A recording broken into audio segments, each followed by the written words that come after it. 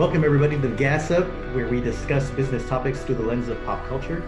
Coming to you from the safety of our homes, here are our hosts, John Case and Joe Ridley. Joe, how you doing today? Hey man, I'm good. I'm excited to be here. This is our first show, and we don't know what it's going to be yet, which is the beautiful thing, right? Could it be a podcast? We don't know. Is it going to go out on YouTube? Maybe. But we're excited to be here, and we're excited to share our knowledge and our experience with our listeners. Hopefully your faithful listeners out there will continue to follow us as we grow. That's the idea, right? So we're just calling it the show because we really don't know kind of what shape it's going to take.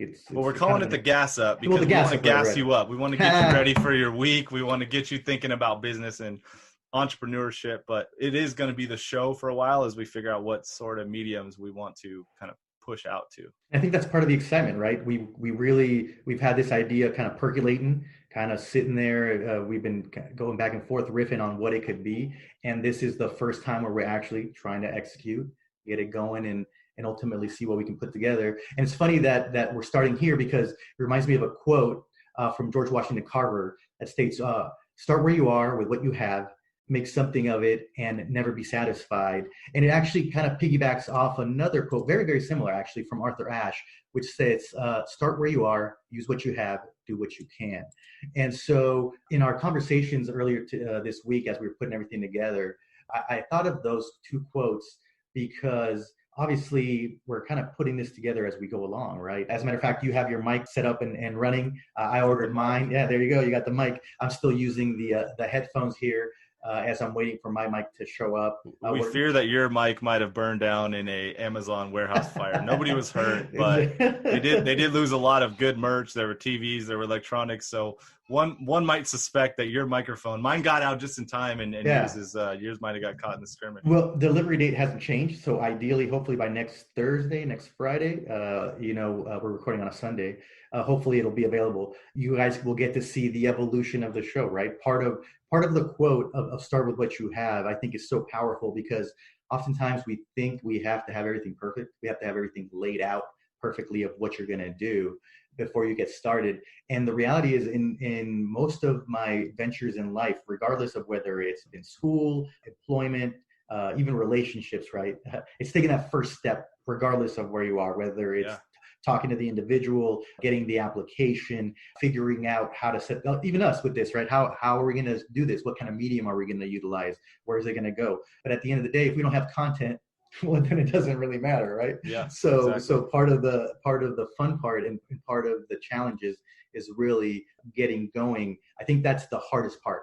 Getting going and then everything else slowly starts to take shape and to be formed as you're going along. And that's part of the fun. Part of what we want to offer to our audience, to our community, is that you get to see those changes, that you get to see that evolution. Right now, both of us sitting in our respective homes, and then ideally as things progress, you never know where this could go.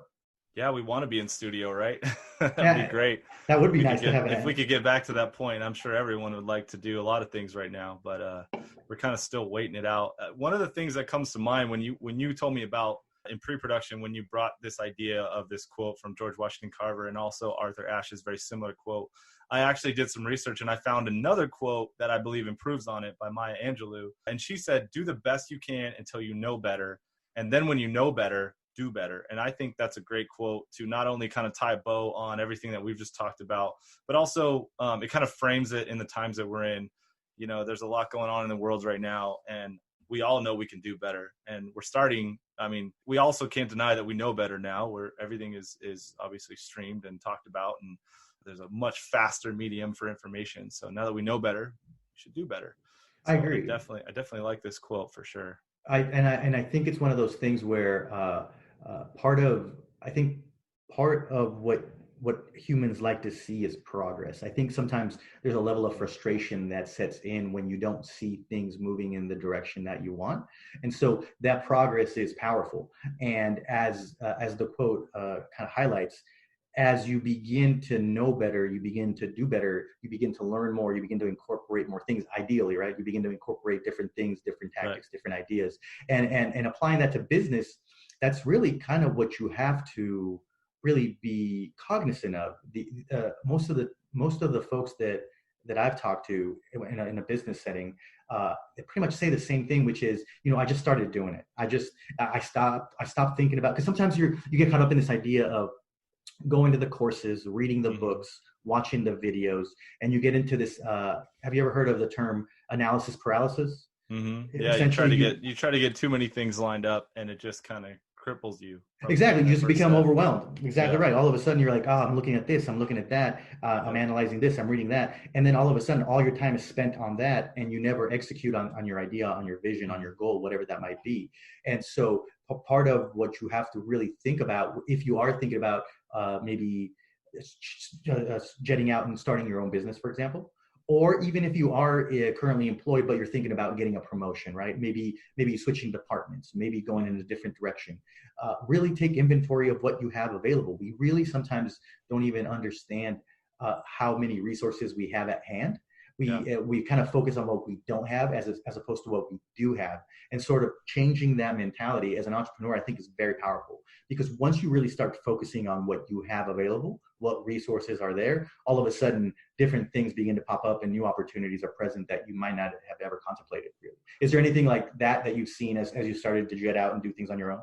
Well, I was going to say, so being your own business or being an entrepreneur puts you closer to this mindset than ever before. If, like, for me, I was an employee, quote unquote, for most of my career in kind of entrepreneurial type roles, but like I was always given the leeway to conduct business however I saw fit.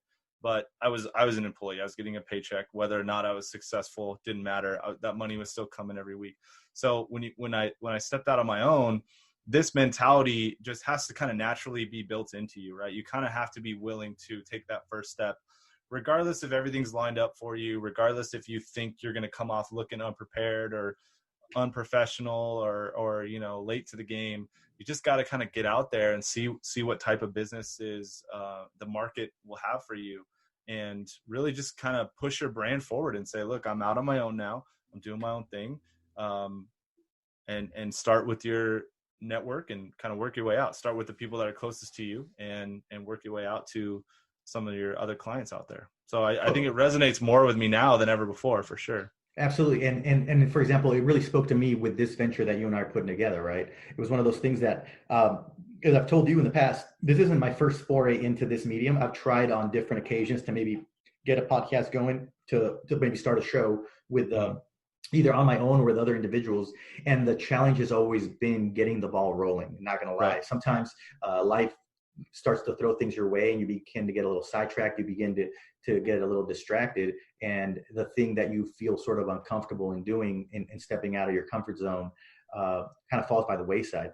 And so I really felt that this was a great opportunity to just say, look, it is what it is. I have my phone, I have my laptop, I have my headphones. That's it. Let's see what we can create with this, right? This is sort of a blank canvas. These are my tools, and what can I create with it that will hopefully be able to help me express myself better? That'll hopefully be able to give folks some insight as to what I do and who I am as an individual, and likewise maybe be able to help my business as well. So the idea is just kind of take what you have, start working with it, and see what you can create. So yeah, it's a little nerve-wracking, right? Because you put something out in the world, and it's kind of hard to reel it back nowadays. It's it's got a digital footprint for sure, right? And so as soon as we push this first episode out, it's out there in the world. And then if we never followed up on it again, people would say, "Well, what was that?" You had one show and then never again. So I think the beauty of it is, though, by doing this, we're saying we're committed. We're in this for the long haul, and we're going to continue to get better every single week. And we hope that our listeners / viewers, whatever medium we put out, can ride that wave with us and look back in a year or hopefully more and say, wow, remember when these guys were recording in their houses on Zoom and now look where they are. So it's an exciting time for sure. Absolutely. I definitely am curious to see what we can build with this and kind of juxtapose where we are today to hopefully bigger and better things down the road, right? That's the idea. Yeah, so, I love how the quote fits in there. Perfectly, right? And speaking of, I finally took your advice and I watched Uncut Gems this weekend. As a matter of fact, did you watch it? I finally took the time to watch it because I was curious. Interesting movie. I think if we're looking at it, like we said, through the lens of business, one of the things that really stuck out to me was the hustle, right? right or wrong. By the Right. way, spoiler alert, we want to make sure that folks know we're going to be talking about Uncut Gems. I don't think we're going to be delving too much into kind of the outcome of how the movie turns out, at least Yeah, from my our intention perspective. is not to spoil the whole movie for you. Right, Our right, right. intention is to give you the business lens of maybe what we saw when we watched the movie. Certainly, I'm interested to hear what you have to say about what we were thinking about while you're Mhm. watching the movie. Well, the first thing, especially because I was watching the movie with that lens from the beginning, right? Uh huh. The hustle that the main character exerts is just unreal, right? He's just go, go, go. You can see his brain constantly like working, working, working. Like, well, I could do this, and then I could turn this, and I could flip it into that, and I could take that, and then I could turn around and make this with it. So, Yeah. uh, obviously, the way he goes about it is it can be a little questionable. Do you think that's like a regional thing? I always think of like East Coasters as hustlers, like people from New York Hmm. and, Massachusetts, Boston specifically. Like people on the East Coast just tend to have a hustle mentality where us Californians are a little more laid back and we'll kind of take it as it comes. So how much of that when you were watching it, were you like, this is a quintessential New York guy versus this is just Howard Ratner, kind of how he is as a Hmm. character? It's interesting. I always think of New York as like a busy city. Like it's Uh-huh. like the city that never sleeps, right? That's the moniker that it has. Sure. I always, when I think of New York, I think of like go, go, go. And Uh-huh. that's, other than maybe LA as the kind of the partner city where people go to find their fortune, to go make a life for themselves. They New just go York to is spray tan. That's all in LA.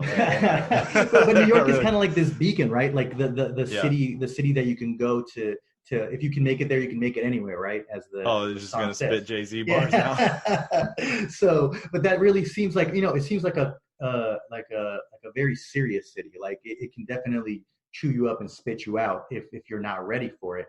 And I think this character exudes that. The main character, Yeah. the Adam Sandler character, kind of exudes that. In that, I mean, if from the beginning of the movie all the way to the end of the movie, he's going like you Hmm. rarely see him stop, right? Like he's going from one setting to the next, talking to Right. one person to the other, and he's constantly trying to figure out how to keep things afloat, how to keep his business going, where his Yeah. next big paycheck's going to come. And to a certain extent, although I'm not in the jewelry business and that's not necessarily how I run things, I could definitely understand this idea as an entrepreneur of always having your business on your mind. You're always Hmm. thinking like, well, how can I utilize new information? How can I position myself to get new clients to grow my business? And that drive of going, going, going. Because if you don't do it, generally speaking, most of the time it doesn't get done. Obviously, once you Right. get into like a bigger organization, something like that, things change a little bit. But at the beginning, usually you're the one wearing many hats, right? You're the CEO, you're also the CFO, you're also the secretary, you're doing the Yeah. ads, you're marketing, you're advertising, you're doing everything Web usually. developer. You're the quality assurance department for Mm-hmm, sure. Yeah. mm-hmm. Yeah, exactly. The whole thing. How did you, because obviously you're the one that recommended it. How did you see it? And what was your thoughts on how the thing kind of turned out? Yeah. So my big takeaway was like, here's a dude who, as you start to understand his character and the layers of his life, he has a very complex life, right? He's got a wife, he's got a girlfriend, he's got kids, he's got his own business, he's got this Mm, side, 2 or 3 side hustles, he's got obviously this major gambling addiction that mm-hmm, that leads somewhere in the plot. But my thing is like he kind of had a beautiful thing going. Like if he would have been able to stop at his jewelry business and his wife and his kids, if that was enough for him, mm-hmm, he could have had a great life, right? I mean, he's got a beautiful home, he's got, like I said, a beautiful wife, 2 kids, puts them to bed every night. In theory, everything's on the up and up, and he just keeps reaching for more and overextends himself. And the reminder for me as I'm watching this is like, dude, you got to kind of know when to stop sometimes. Like it's great to get out there and push yourself out into these mm-hmm, different ventures and diversify, if you will. But his life was too messy because he was too spread thin, right? He had mm-hmm, his apartment downtown. He had his girlfriend living there. His son had to, at one point, his son had to use the restroom in the movie, and he was like embarrassed to let him into his own apartment because God knows what the situation's going to be. Just mm-hmm. so my big takeaway was like, I appreciated his spirit, his hustle, like all those things were intriguing to me. But like this is an example of like where hustle goes bad, right? Like you kind of have to constantly reassess why are you trying to do this? What is your goal with this? Is this helping you or hurting you? And obviously that was his tragic flaw, was he couldn't, like his business was in shambles. The door doesn't even work. Nobody could get in or out. His customers are pissed off. He's not even there half the time. You can't trust the people that are there. They're coming and going. There's so many good business stories in this movie that are true of like real life situations. Like I've learned being a consultant, people are so well intentioned when they start a business, and they're experts in their field when they start a business. But at some point they get overextended, and then little holes start to develop in the hull, and they patch them. Maybe they patch them with gum. Maybe they patch them with Band-Aids. Maybe they use Bondo.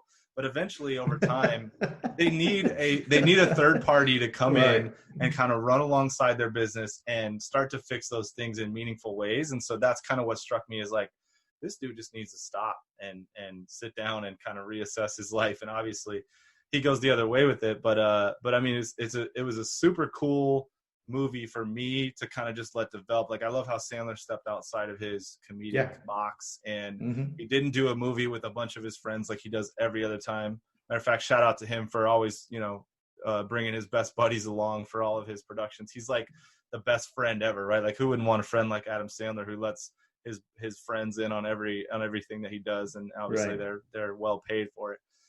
But and just the dedication to do that role where he literally gets his ass beat like the whole time, the whole movie, right? And he almost there's a story out in the news that he basically almost died. Like he passed out. He was asphyxiated in one of those scenes because the actor that's kind of one of the henchmen dudes is choking him out for the scene, and he tapped out, but the guy thought he was just acting it.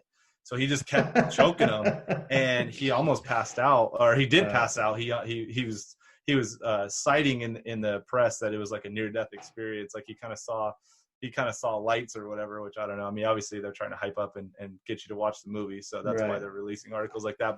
But he was so invested as a character, and you really kind of feel it in the movie. You're not used to watching him in those type of roles, so I really appreciate it. I mean, it was kind of a slow build, but I really appreciated the movie. So I'm glad you got to see it. That's cool. What did you think about my original thoughts, which was he needed a better business plan? You said I Your super literal take. So if the guy had a better business plan. Well, I mean, my take is true, super literal too, right? I'm thinking of the guy as an entrepreneur, as a business owner, and I'm in the same boat as you. Like, dude, you had something, right? Like, you had a good business. You didn't, I'm sure at one point that business plan was actually pretty solid, and he just let it go, right? It's one of those things. Like, I didn't get that impression. It seemed to me you thought it was bad from the jump. But yeah, it seemed like okay, the way that the thing developed, and I'm guessing here, right? Because obviously we don't know. But it seemed like it was something he was interested in, or something that he kind of really enjoyed.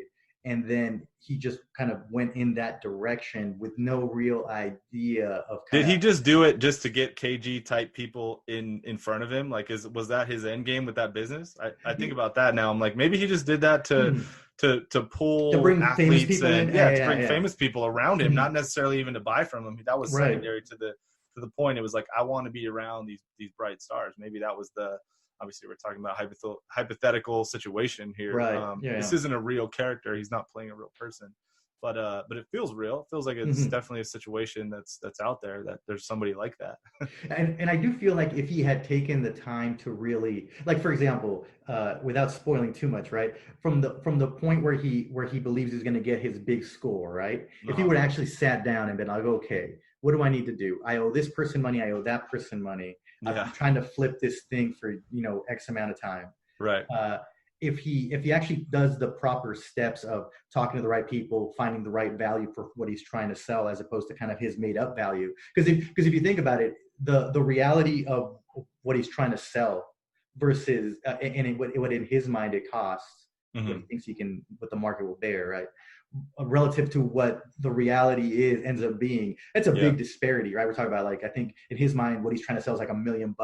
Turns out it's closer to like 150,000. Well, that's a big leap of faith, right? Sure. And so if you're trying to build your whole business on something like that, I think that can be challenging. So as far as from a business perspective, it's like, okay, really getting grounded on what is the service or the product that I'm selling? What will the market genuinely bear out? What can I really sell this for? And then building a plan around it. Because I think at that point, he pays off everybody who's owed money.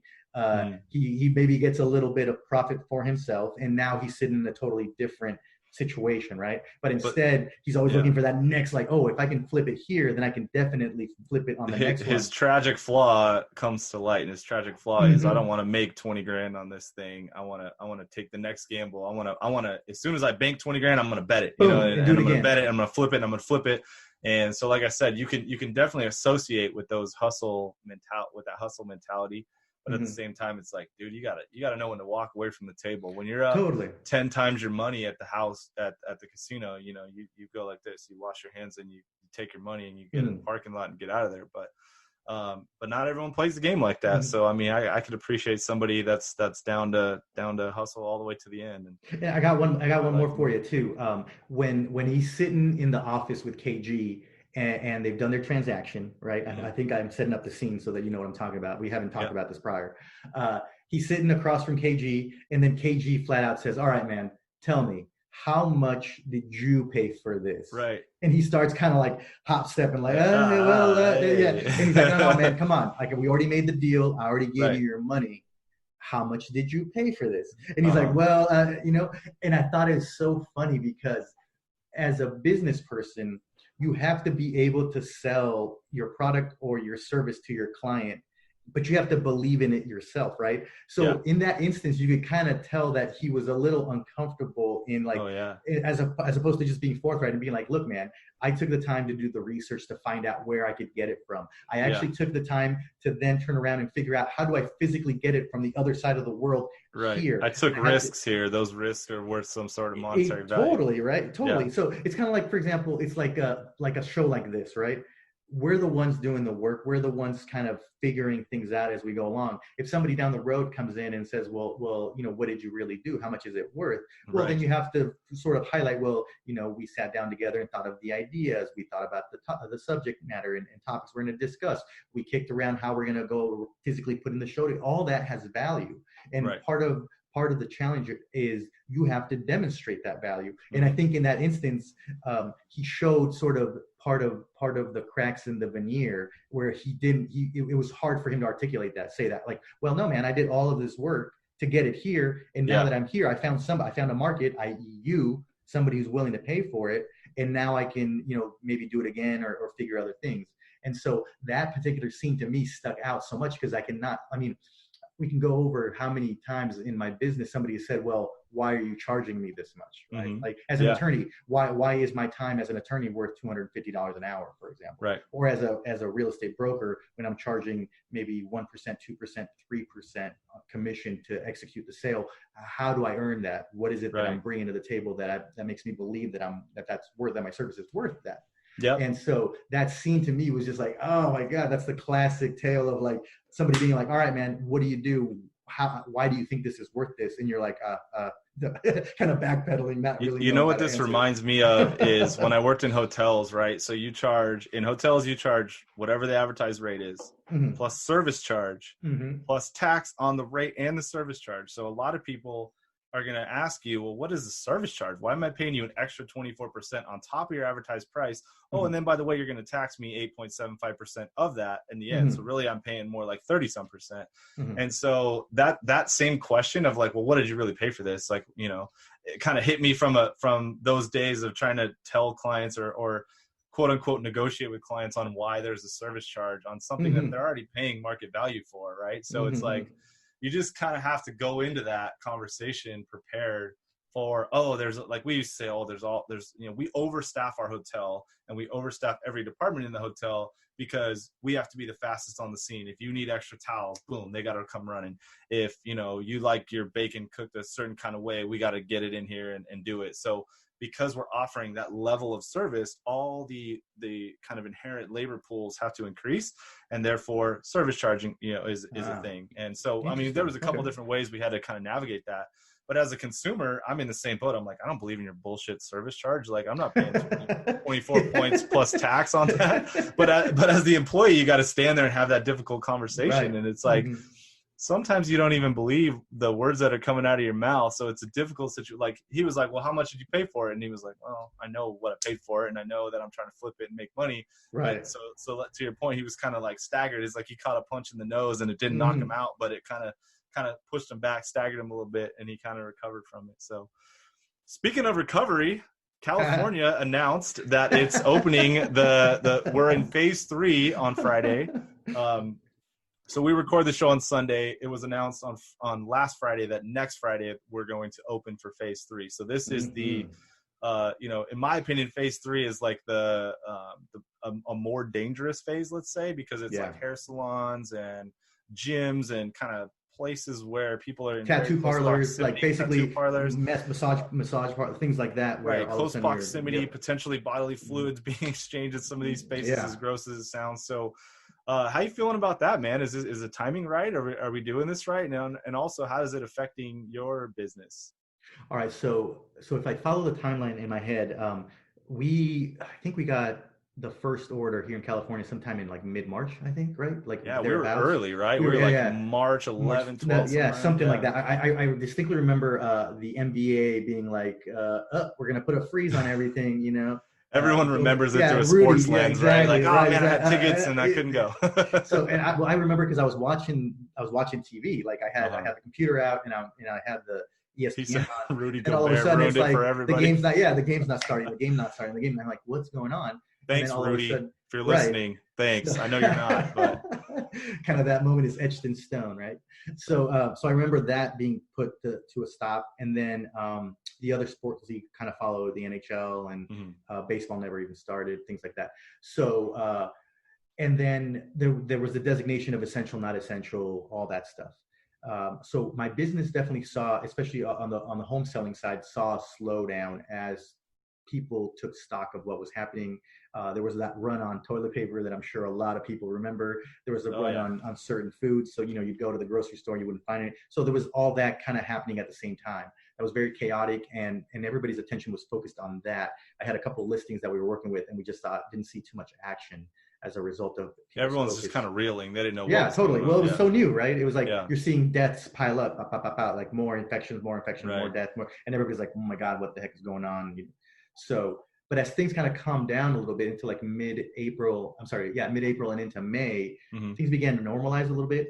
People didn't see a giant crash in real estate as they were anticipating. I think a lot of people thought that this was a repeat of 08.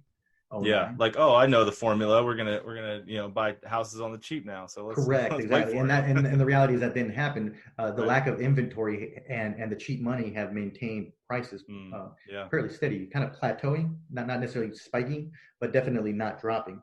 And since then, I don't want to say it's become business as usual, because there's a lot of new protocols and procedures that we have to follow with regards to showing homes and the type of information that's required before you even step foot inside a home.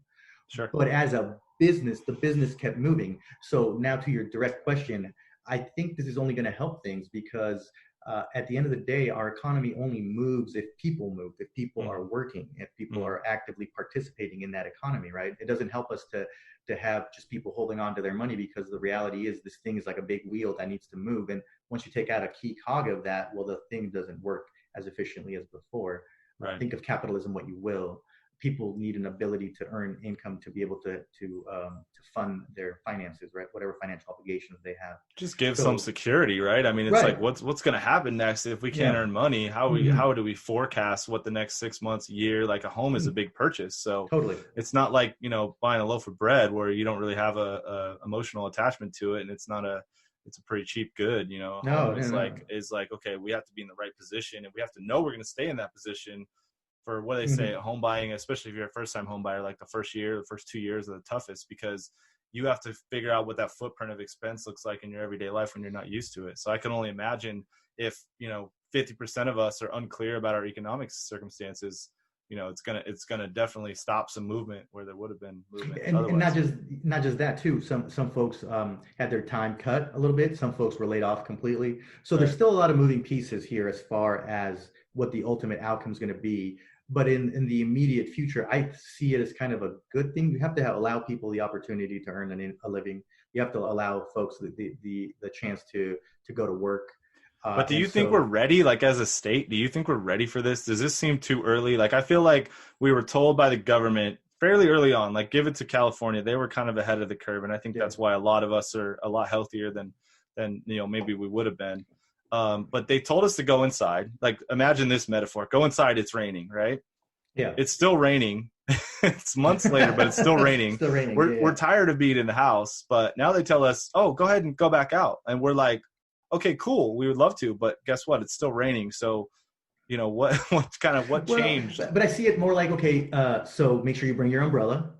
That's Make true. sure you take your boots, Yeah. so that your shoes don't get wet. If you have Okay. a poncho, make sure you utilize that. So the Well, I don't idea want to wear is a right. poncho because Well, it's my exactly, right not to wear a exactly. Well, poncho. that's neither here nor there.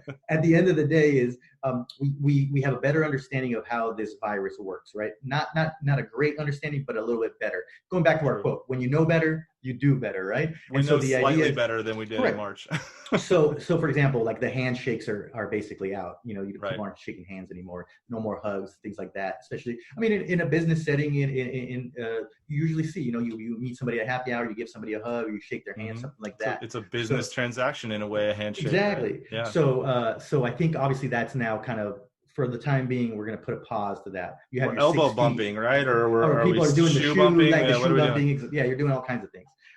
You have your 6 feet of distance now that Hmm. is a good distance. That if you try to maintain that on the regular, well, there's a better chance of you protecting yourself. You have the mask, which Yeah. whatever little protection it might offer, it offers you that. And then there's also the hygiene portion of the program, which is, make sure that you keep washing your hands, make sure that you keep your hands away from your face as much as And possible. also, if you have a So fever, sit your ass down, right? Like, right, I've been in so many situations where somebody's like, "Oh, I'm sick, but I got to come to work, so I got to get stuff done." I'm like, "No, you don't, man." yeah, Because you now, like forever, now and forever, we're gonna be like, because you could kill somebody if you're sick, like true. and Mm-hmm. unless we have a vaccine and we're like sure that this is a done deal, which could be a very long time.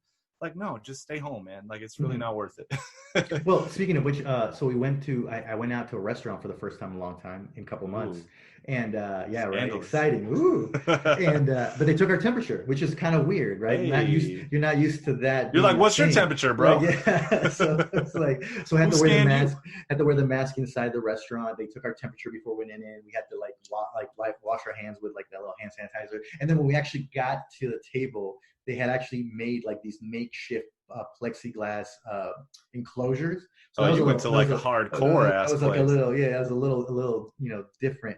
So I think it's gonna take a little getting used to. I'm Yeah. hoping, like part of me, the hopeful part of me is eager to see a vaccine or something to that effect come out, some way of treating this, so that we can begin to go back to, I don't want to say go back to the way that it was, because I don't think there's an opportunity to go that, but whatever the new thing that we're creating now is, Hmm. if it can sort of mirror, I don't think hugs should go away personally, right? I don't think handshakes should go away. Maybe they do, maybe they don't. I don't know, right? Maybe as an overall for the betterment of everybody, it's just a practice that it's antiquated and should go away. But I Hmm. think that human connection is still, until we go full cyborg, right? Until Right. we go full, like, okay, RoboCop. People still are people, and there's a humanness to everything that you can't just simply snap your fingers and it goes away. Like, Right. people like to, that's why, when you do the absolute worst thing that you can, they isolate you, right? They put you Right. in your own little cell by yourself, because See they what we understand, did? We did the worst well, thing we could. right, as Now we're humans, isolated. right? Now we're But isolated. that's human contact, human touch. That's a real important thing, and I think you can't just dismiss that and all of a sudden, to your point, make it go away. And I think it has to evolve, whatever it is. And until we are fully robots, there's that human component that I don't think goes away. I think I'm it's not going robot. You can't make me. you can't make, yeah, I don't I know, I do thought think about it. though, it's not so bad. I do think though, to your point, a hug should be at a premium, right? I think we were getting a little liberal with our hugs, and maybe now this is like a time to say, okay, you know what?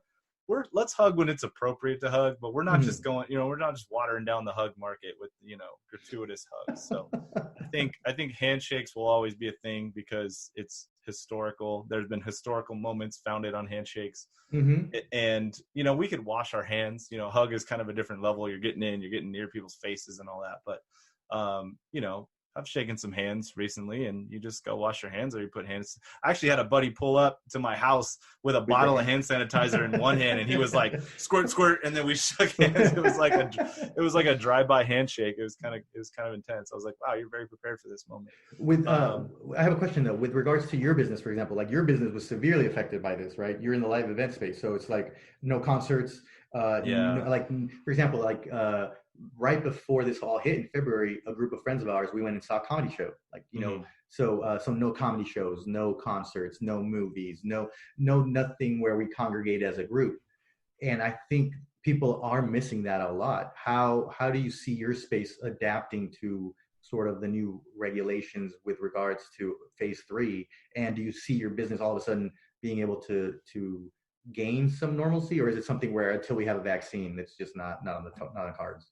Yeah, so concerts, conferences, and live sports with fans per se, is in phase 4, right? So phase 4 is going to be watching with their eyes peeled on phase 3 reopening to say, okay, are we screwing this up? Did we go early? Are we going to see a spike of infections? Because if we can't even get through phase 3 smoothly, then phase 4 is going to be set back even further. So I think right now, people in the event world are like sitting there going, oh my God, we're like, yeah, in theory, phase 4 is right around the corner because it's a logical step behind 3.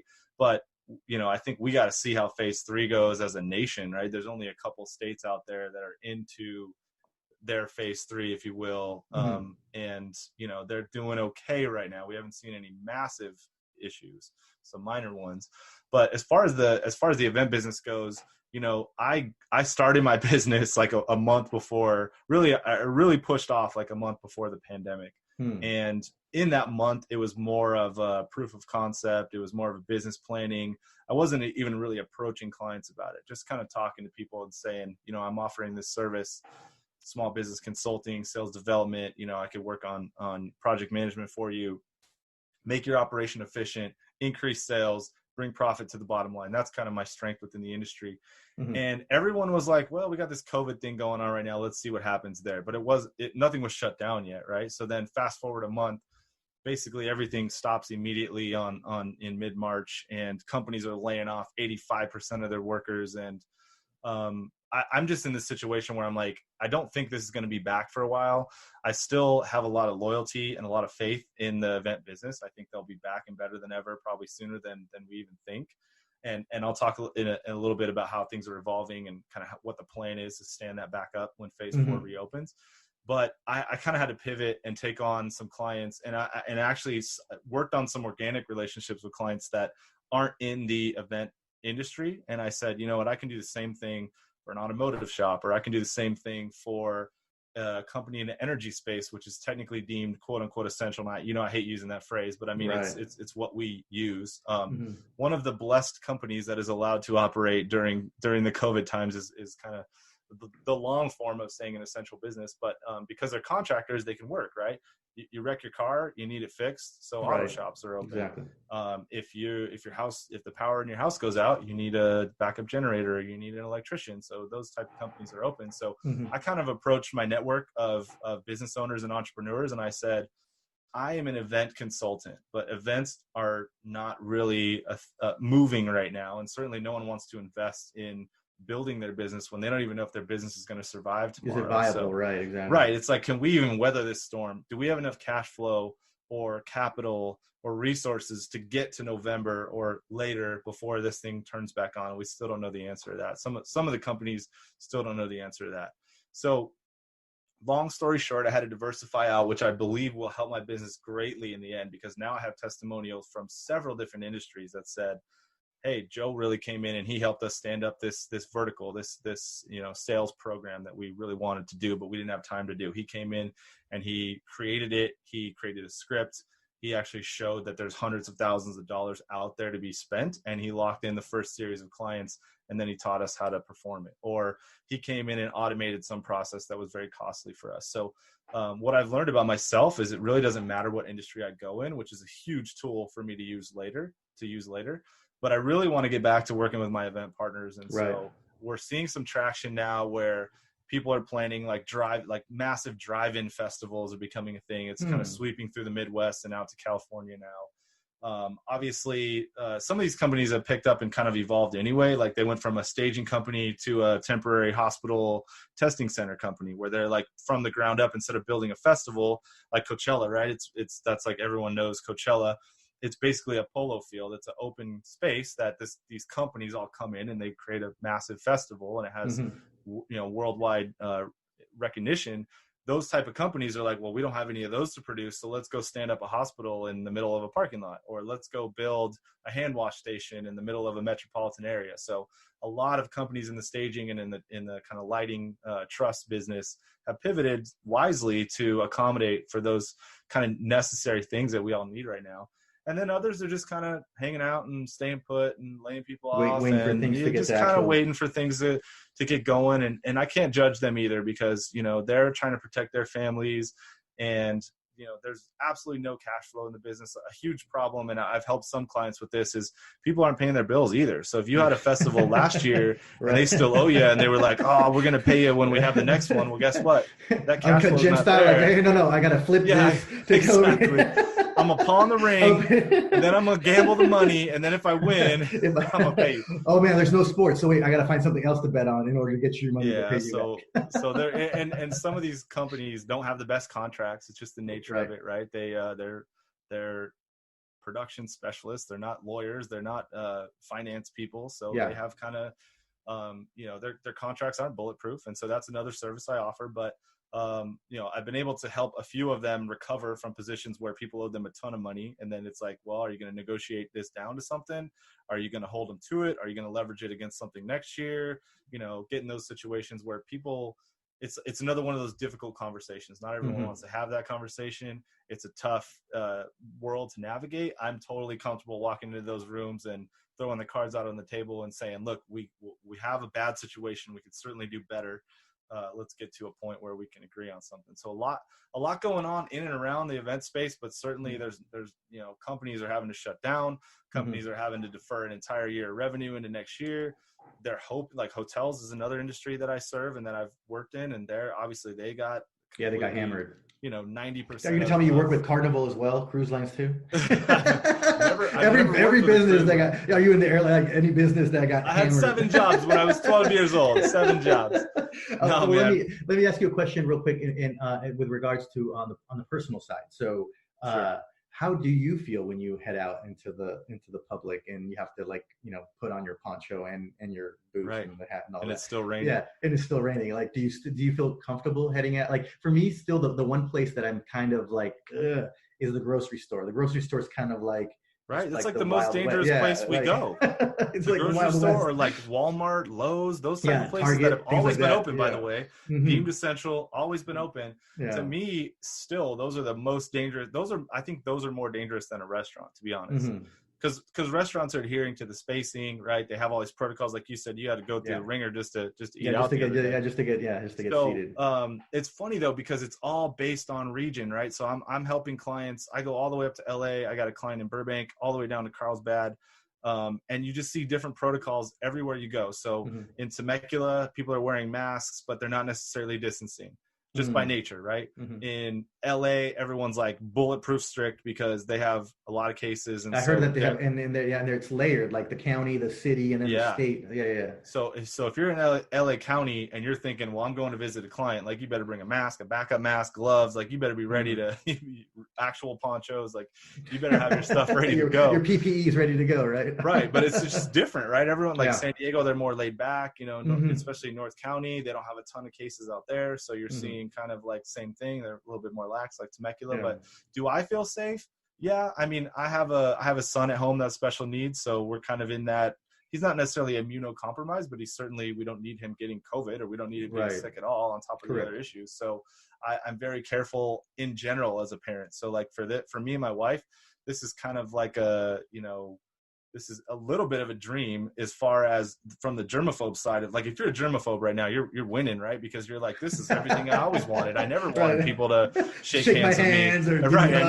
I always wanted everything on my dish perfectly separated. Right. I never wanted to sit in a crowded space, you know?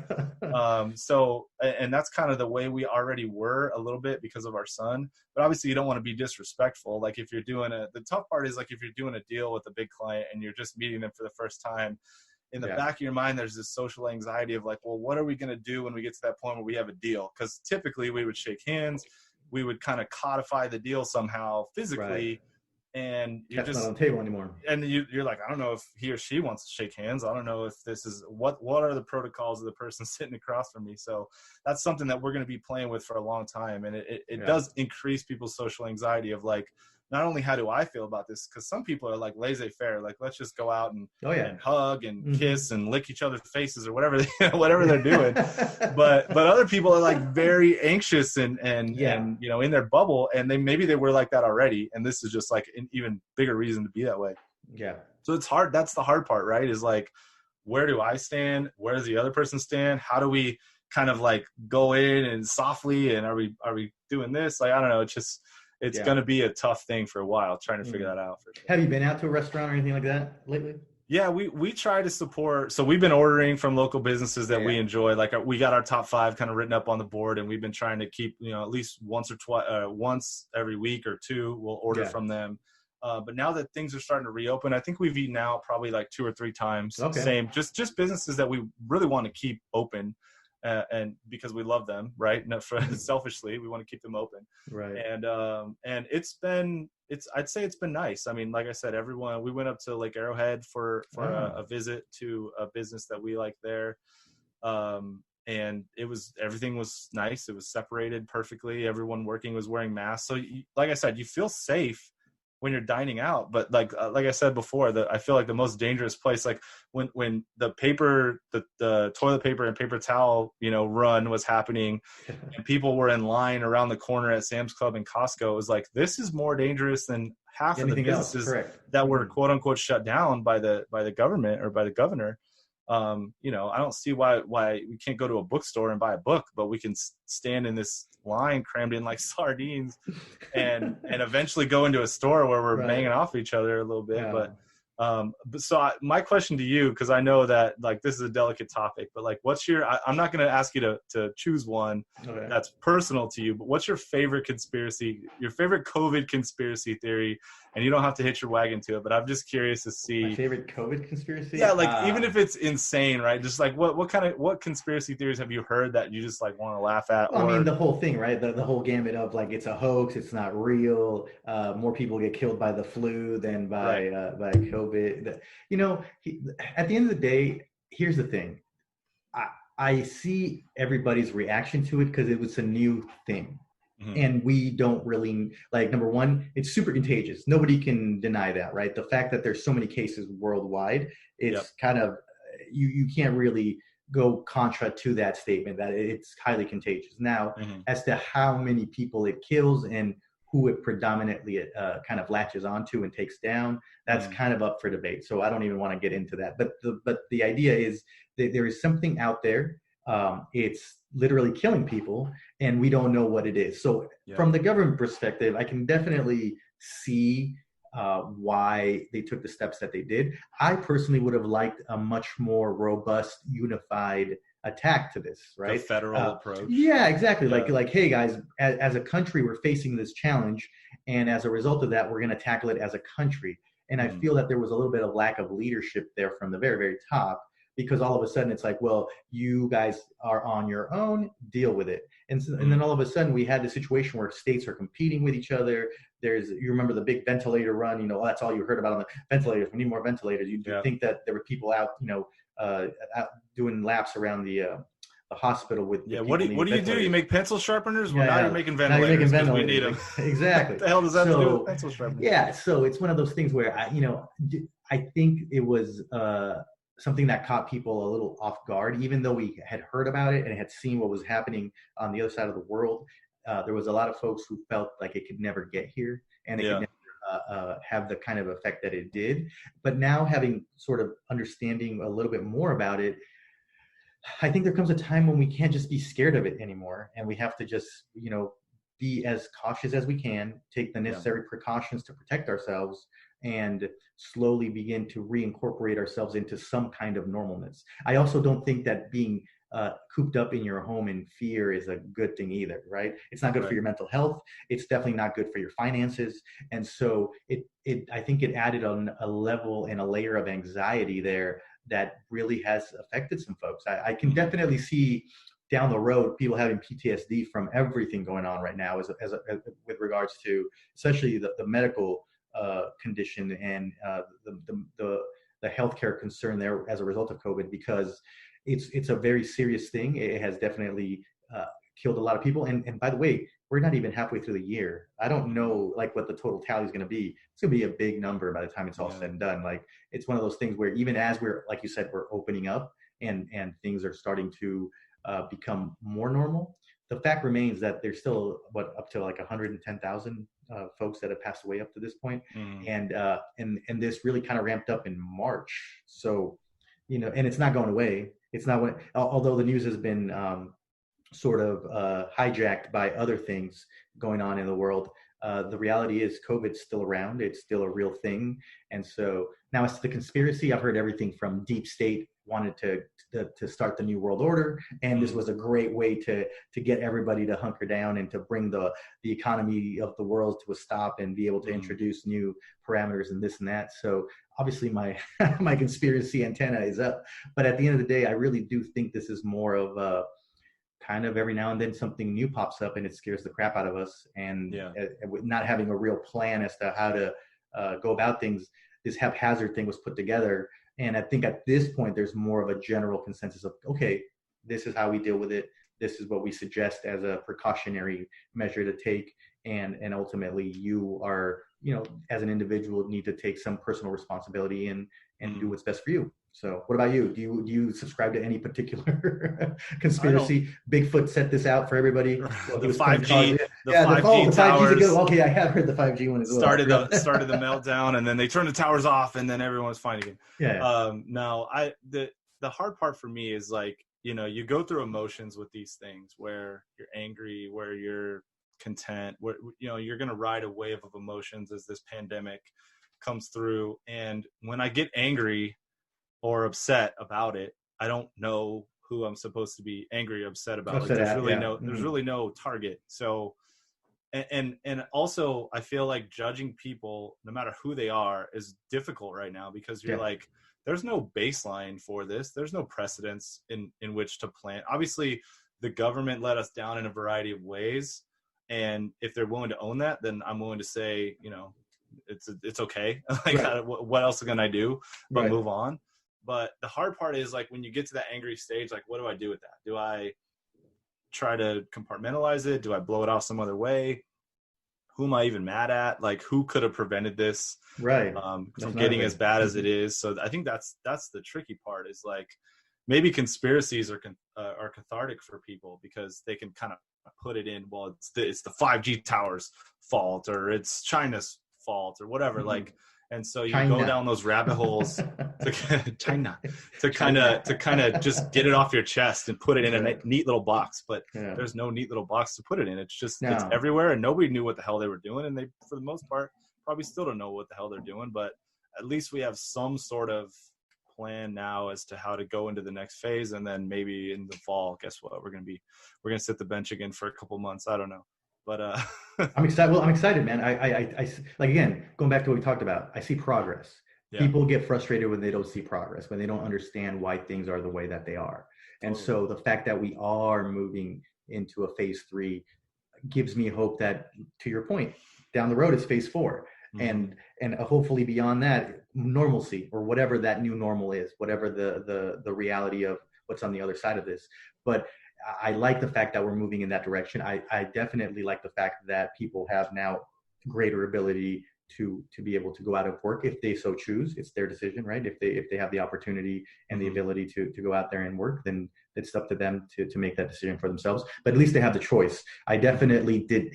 There was a part of me, the personal rights portion of me, didn't really like the whole, well, you can work and you can't work, and how sort of arbitrary it seemed to be, where the liquor store can stay open, but because you cut hair, now you can't. It's like, okay, well, how did we think of it?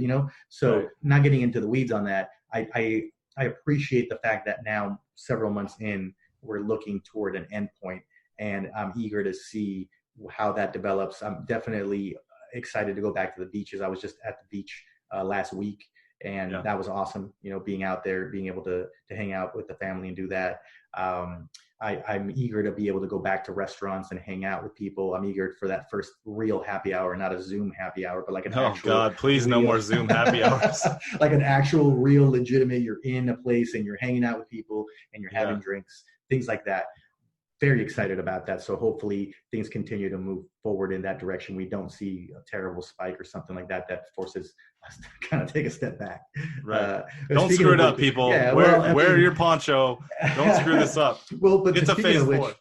I mean, you've seen what's happening as far as the social unrest and kind of the protests and everything going on right now. Yeah. So I think if there's anything that could potentially, if there is going to be some sort of setback, or if there is going to be some sort of action that happens, I think this kind of coincides with that as a result of, people exercising their First Amendment right and then being able to voice their concerns, but at the same time doing so in such a way where you're in close proximity to people. I've seen people wear masks. I've seen people not wear masks.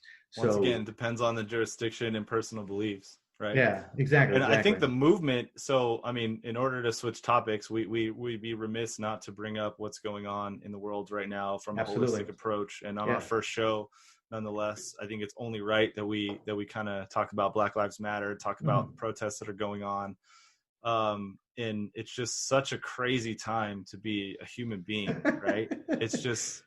I think it's exciting. The pandemic took a backseat. This movement is so big that it sat down a pandemic and said, "No, you wait. We got the news right now. Correct. And this is a movement." And so I think that's an impressive, right? Like a month ago, you would have been like, "Nothing's gonna suit." Like you turn on the news, you're gonna hear about pandemic every day until we have a vaccine. No, this is bigger than that, right? Yeah, exactly. So I think that this is. So I'd love to hear your perspective on.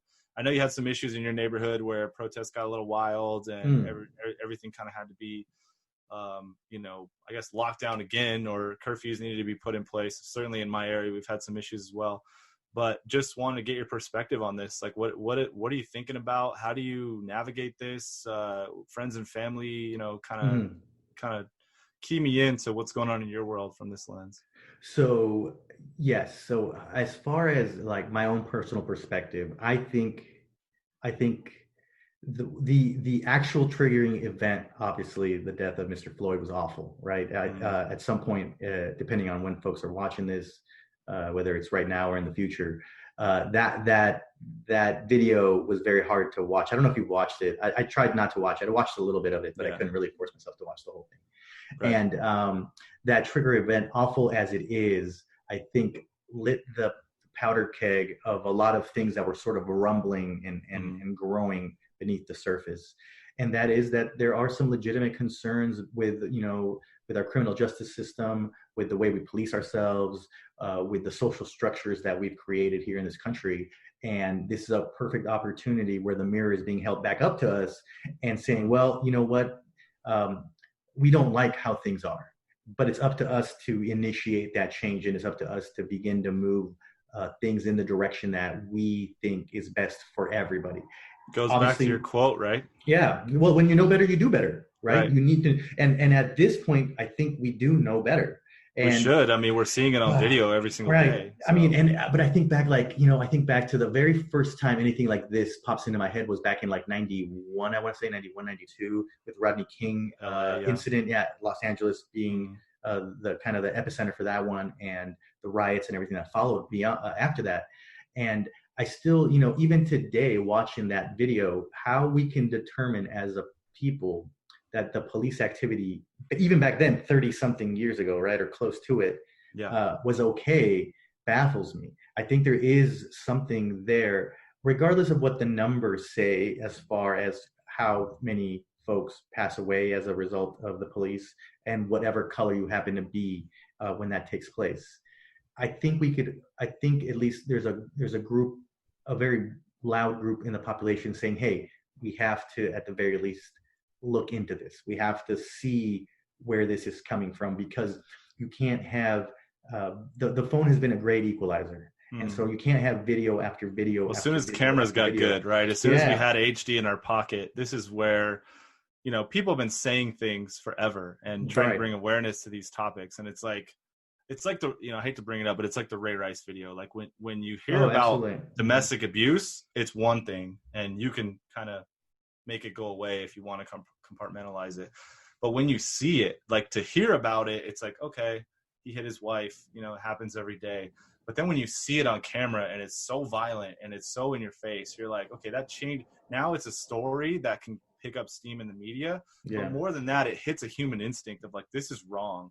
And we have to stop this. We collectively have to do whatever we can to stop this. And that's where we're at right now is like, we've seen too many videos of too many Black people getting, abused, getting killed, getting just all of their rights pulled away from them in an instant. And there's nothing we could do to fix the lives that have been lost and the lives that have been permanently affected.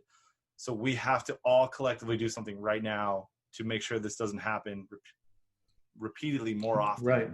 No, I agree. And I think that's where we are, right? We were kind of talking off camera that this feels, obviously I wasn't around in the late 60s, early 70s through the civil rights protest and everything that took place then. But I venture to say the feeling might be similar to this because this really, like you called it a movement. I think that's very appropriate. It does feel like a movement. It does feel, I think some folks thought that people would kind of make noise and protest, but it would kind of die down. And it hasn't. If anything, it's gained steam and more people are now becoming part of that movement. More people are participating. More people are willing to voice their opinion on both sides, actually. Well, let me ask you this. So do you think because of the outrage that all these men were basically charged with murder expeditiously? Or do you think that would have happened organically without the protests, without the outrage, without the media coverage? I mean, as a lawyer, how do you feel about the speed in which these men were charged? Because this was unprecedented. I mean, in a lot of ways, this is a victory for future generations that this happens. I'll be honest. I think the outrage around everything is what prompted the speed with which the men were charged with, because you see it all the time, right? Because I don't think once that ball gets rolling down the hill, it really is something. And I don't think if there was all of that associated activity around it, if that wasn't there, if it necessarily moves with the same speed. And to back that up, look at what specifically happened, without getting too controversial here, with the Colin Kaepernick situation, right? Mm-hmm. He was trying to peacefully protest. Yeah. Regardless of where you stand on that particular kneeling during the anthem, the idea was, I'm peacefully trying to bring attention to this subject, right? Right. Some people don't agree with the way he was doing it. Other people supported it. But at the end of the day, it was a peaceful activity designed to bring attention to this very topic. Yeah. And that was 2016, 2017. And so that's actually underrated at this point. Like, I think Cap was way ahead of his time. He had gotten with several former military, current military personnel to say, look, I don't want to be disrespectful. So if you can come up with another way that I could show my protests for what's happening in America, then I'd gladly do it, as long as it's as impactful as, what I'm doing here. And those guys pretty much said, like, I think you're doing the best thing you could do. Like, they kind of gave him the advice to, so he kind of transitioned after that to, well, maybe if you just kind of locked arms with your teammates and stood. Right, I saw that. People from the military. But to give him the credit for actually having the conversation, trying to educate himself from, okay, I know I'm pissing people off. Now let me go back to that group that I've offended and see if there's anything I could do to continue my protest without offending a group of people that I really admire and enjoy. He was so far ahead of his time, and obviously we didn't give him the credit that he deserved then as a society. And it didn't have an effect. But to your question, it didn't have an effect. He did it, And all of a sudden, the talk and everything shifted to Colin Kaepernick and the Mm. flag, and not what we're trying to highlight, which is this policing issue of how police treat people of color. And Right. so, as a result of that, based on what I'm seeing there, I don't think that the wheels of justice move as quickly as they did in Minnesota without all the ancillary activity of not just the protests, but the riots as well. I think the riots on some level force you to pay attention. You might be able to dismiss even peaceful protesters. They did to Mr. Kaepernick. But when they're setting things on fire and you're seeing a city burn, it captivates not just the city but the nation as a whole. And as we were saying, this is a movement unlike anything that I've seen in my lifetime, because with all of these protests, whether it was Ferguson in 2014 or the Occupy Wall Street protests in the early aughts or late aughts, excuse me, the protests were kind of relegated to their particular geographic area. They were either New Right. York or Missouri, or even with Sure. Gardner, with Eric Gardner in New York as New well. York. The protests sort of started, uh, were activated, and then diffused in that area. Mm. And this is the first time that I've seen where it starts in Minnesota and then it goes to New York, Right. Los Angeles, Overnight. I mean, it's Seattle, building steam Phoenix, overnight. Miami. Like all of a sudden, it's like, wow, this thing. Not, and then it goes worldwide: Germany, France, Canada. It's just like, oh my God, this thing is on a totally different level than anything that I've ever seen. And Yeah. so it's really shining a light on something that I think needs to be looked at. It's not okay that, and the idea behind I heard a great joke, because everybody says, well, there's always some bad apples in the cart, right? And I get that. But at the end of the day, policing is one of those jobs where you can't have any bad apples. That'd be like saying, you know what, there's a couple of bad pilots, so we'll accept a couple of Right. pilots every year just flying into the side of the mountain, Just killing a bunch clanging of off people. of shit. Well, with their planes. every profession has a couple of bad ones. So Right. it's one of those things where if we accept pilots flying into the side of mountains and killing themselves and everybody on board simply because, well, there's a couple of bad ones here and there. It's like, no, just like people would look at you like, John, you're crazy. Like, how could you say something like that? That's not, Right. no. Same thing with policing. At some point, you have to say, this is such a delicate profession, such a delicate job, that you have to do it well all the time. Yeah. Bringing it back to business, if you don't follow through for your clients, you stop getting new clients, you stop getting business, your business goes away. But this business, because of the way that it's structured, continues to promulgate and promote the same problem over and over and over again. And so I think it's something where we really have to look at that institution and try to figure out, how can we make this better? How can we create something where it still is effective in its approach and its overall goal of providing safety to the public, while at the same time not demeaning or subjugating a particular section of the populace, and at the end of the day causing the untimely deaths of the very people you're expected to protect. It's well, like... the scary part of that video to me is obviously the main player. I'm not even gonna say his name, but the main player, it did something terrible, and he deserves everything he's going to get, hopefully. Mm-hmm.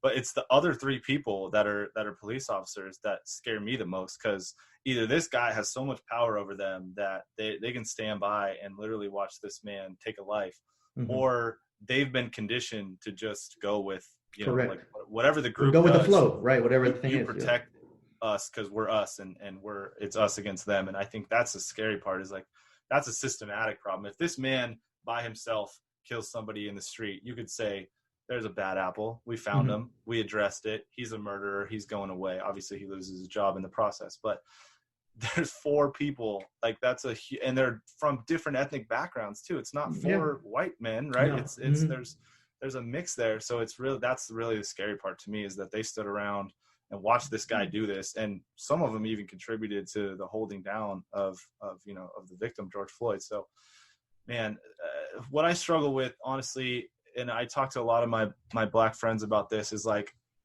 as a white dude, I just don't know what to do. Like, I don't know how to take the first step. And it goes back to, like, you got to do something. You got to take the first step. I know that this is an important time, and I know that that white people in general jumping into this movement is exactly what it needs. There needs to be outrage all across the board. It can't just come from Black and brown communities. It has to come from everywhere. And we all have to like throw our hands up and say, this is wrong and it needs to be addressed. But on a micro level, I'm just like, you know, I have calls with my friends, and I just call them and I say, like, what do I do? Like, how do I help? You know, and I don't know if you heard Greg Popovich from the San Antonio Spurs, the head coach. He posted a video yesterday that was kind of provocative, but basically at the heart of the video, he's saying, you know, as a white man in America, we're obligated to jump in this movement and disrupt it to the point where real change happens. There's so many problems in our society, and Black people have been bearing the brunt of this burden for, you know, 400 years, basically on their own. And only in recent history, with, you know, advances in video and social media, have we been able to see exactly what they're talking about. And, you know, we're already late to the party, but we really got to step up and help out. And so it resonated a lot with me as somebody who's been struggling with, how do I help this cause? I mean, I've made signs. We've been to some kind of safe but peaceful protests without endangering anybody in my family. You know, I've reached out and had several conversations just to open dialogue, because sometimes it's just better to talk about these things. So I'll call different people to get different perspectives on it. But what I struggle with is I'm not doing enough, and I don't know how to do more, and I don't know how to do the right thing in these situations, and keep my family safe and endure the pandemic and all that. So I think, you know, for myself, I think part of what you can do is just be open to hearing the other side. I think people are so quick to say, you know, oh, it's just a couple of bad apples. Oh, all lives matter. Oh, blue lives matter. Exactly. So, and it's not to diminish any other lives. It's not to say that the idea is simply, at this point, you can't solve all the problems all at the same time, right? Right. Going back to the business plan. In a business plan, when you're putting together your business plan, you don't say, I'm going to do everything at all times, and I'm going to do it sporadically. No, you set out a key way of, like, I'm going to do this, and I'm going to do that. You know, I'm going to file my paperwork to get my incorporation going. I'm going to get a website. I'm going to get my social media handles, blah, blah, blah, blah, blah. Same thing with this, right? There's a problem. Actually, there's a variety of problems, but we're keying in on this one problem because we're seeing it kind of bubble up over and over and over and over again. So part of, I think, what we can do is listen. Just listen to what the other side is saying. What is that experience? Because I think there's a clear disconnect as to what some people's experience is in this country versus others. Sure. But it gets put under this blanket of, like, oh, we all have the same opportunity, we all have the same experience, and that's simply not true. Your socioeconomic status affects your ability to have a life in this country. The color that you are affects your ability to have a life in this country. Whether you're male or female affects the opportunities in the life that you're going to have in this country. So there's a lot of layers to this thing that goes simply beyond just this one thing. But in this moment, we've decided to key in on this one thing because we're saying, look, this needs to be addressed. Well, because it's addressing it very far on the bad side. Well, exactly, totally. What you can't have, like I said, to me, where we draw the line is when the people that you've entrusted to protect and serve violate that trust, then you have to revisit that institution and see how you can rectify that. And that really at its heart. If you ask me, to me, that's at the heart. You have violated the people's trust. Why? Because repeatedly, over and over and over again, we're seeing the same result in these types of interactions. And we're saying, no more. This cannot stand. We can no longer accept this as the status quo. And as a result of that, we need change. But we have to understand that the institutions that are at play loathe change. And they're not quick to change. And so that's where we as a populace need to be flexible enough to help promote that change. So for me, for example, being a minority, part of what I try to do is just help people understand where others are coming from, understand that we don't all have the same opportunities. We don't all have the same experience in this country, and allowing yourself to see the world through that other lens will give you that perspective to truly try to understand where it is that these people are coming from. You know, I've had instances and run-ins in with the police where my education, my background has really been helpful in helping to diffuse situations and helping to help everybody get home safely. But I guarantee you, if I was still that kid from, when I was growing up, potentially those things could have escalated and it could have been a totally different scenario. And right. So it's a situation where I feel compelled to just encourage people to try to listen to each other, to try to understand, and to not simply assume it's just a couple of bad actors. There's a system at play here. There's something greater than just the individual pieces. And so we need to really take a long look at, is this how we want to be as a country? Because the reality is, most of the change comes about when people speak up. Otherwise, the status quo remains. And I think that's where we are. I think that's kind of, and to me, as we kind of started this topic, it's a heavy topic, but even though there's chaos right now, and even though there's a lot of things at stake, I'm actually very hopeful because just like the 60s brought about changes that we are now seeing today, because there has been progress. This idea that we're still in the same rut that we were 10, 15, 20, 30 years ago, I think is also not 100% correct. I think there have been great strides that we have made as a country. But the idea is, now that we know better, we have to do better. Exactly. Well, and the idea is we're never going to be. We can always do better. We can always do better, right? That's the idea. But this is our generation's watch. We're not going to get another watch, so we have to do better in our generation. We got to close this book in a better place than we picked it up. Right? Totally. And I think for me, that's what this means, right? And I'm hopeful that it continues, and I'm hopeful that it does bring about that change that we want to see, as far as not just the police, but everything associated with how we as a society take care of ourselves, our brothers and sisters, regardless of the color of their skin. Yeah, I hope that we're looking back at 2020 in the history books, or even in the near future, and say, this year started terribly and really ran terrible for a good part of it. But in the end, a lot of great things were accomplished. We have some serious reform to things that have institutionally been either corrupt or just flat out wrong for years. One of the things that Popovich says, to go back to that, is that our Constitution is a lie, right? That's kind of the most provocative thing that he says in that clip, is our Constitution says that we're all created equal and that we all have the same rights, but that's been a lie for most of the country's existence. And only now are we starting to see some of those things in the very recent history come to fruition, but we got a lot of work to do. And this is certainly, 2020 is highlighting all those disparities amongst our all Americans.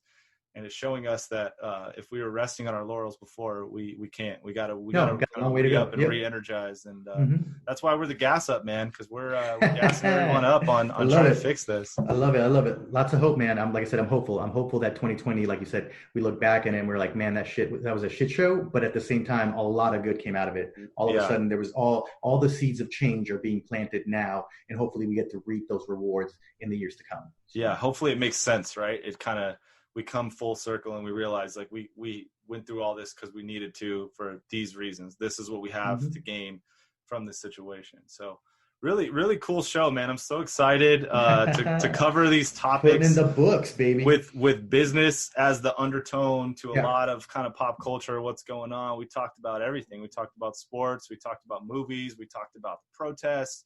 We talked about, the phase reopening in California. Yeah. We even talked about COVID in a way that feels like there was some hope at the end. So I think so as well. That's kind of remarkable in a way. But I look forward to growing this with you and making it something that we engage our audience on a high level, and they can also watch us grow. So absolutely, man. Looking forward to hearing your guys' comments and the feedback that you guys give. And man, we'll see how this thing develops, and I'm eager to see where we take this. But we really appreciate you rocking with us through our first show. The inaugural show is in the can, baby. That's it. Woo! Got it. Bank it. All right. Cue the music. All right, guys. We'll see ya. Bye. See y'all next week.